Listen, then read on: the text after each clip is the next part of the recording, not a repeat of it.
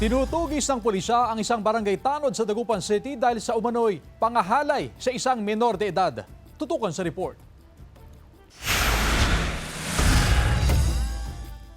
Patuloy ang pagtugis ng pulisya sa 48 anyos na barangay tanod ng Karanglaan, Dagupan City matapos ilabas ang kanyang warrant of arrest.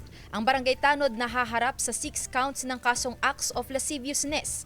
Ang biktima isang 13 anyos na dalagita, residente ng parehong barangay. Nadiskubre ang mapait na karanasan ng dalagita nang magpunta ang mga kawani ng lokal na pamahalaan sa pinapasukan niyang paaralan. At dito, itinuro sa mga mag-aaral ang iba't ibang uri ng pang-aabuso sa mga bata.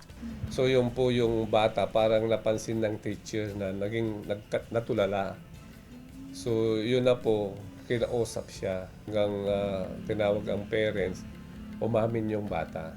Ang ilang insidente ng panghahalay nangyari pa raw mismo sa barangay hall.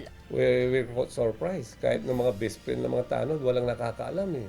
I think magkapit bahay ang mga yan. Noon pang Mayo lumabas ang warrant of arrest ng akusado. Nanatiling at large. Ang ating pong mga tracker team at warrant personnel ay patuloy po na naghahanap at nagkakandak po ng build-up operation para mahanap at ma-serve ang warrant of arrest. Nagtungo ang news team sa bahay ng biktima ngunit tumanggi silang magbigay ng pahayag. Kasama si Ron Tañedo, Sandy Salvacio, One North, Central Luzon.